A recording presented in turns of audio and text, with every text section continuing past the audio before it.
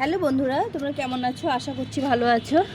এই দেখো আমার ধনে গাছগুলোর কি সুন্দর কি তোমাদের সঙ্গে শেয়ার করছি। এই যে মাছ ধুয়েছি, মাছ ধোয়া জল, ডাল ধোয়া জল আর চাল ধোয়া জল। এখানে নিয়েছি চাল ধোয়া জল। এই জলগুলো না ফেলে দিয়ে আমাদের গাছের জন্য খুব পুষ্টিকর এই একটা সারের কাজ করবে। ফেলে দিয়ে আমরা এভাবে গাছে দিতে পারি, এই গাছের খাওয়া হয়ে যায় আর জলটা আমাদের কাজে লেগে। এই চাল ধোয়া জল এগুলোতে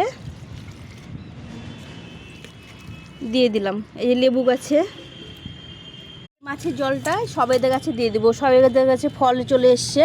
এই দেখো কত ফল ধরেছে, দেখো কত বড় বড় সবেদা ধরেছে। এই দেখো, ওই জন্য এই গাছে এখন আমি এই গুটিগুলো সব বড় হয়ে যাচ্ছে। ওই জন্য আমি এই গাছে এখন এই মাছের জলগুলো দিয়ে দিলাম। দেখো কত বড় বড় হয়েছে।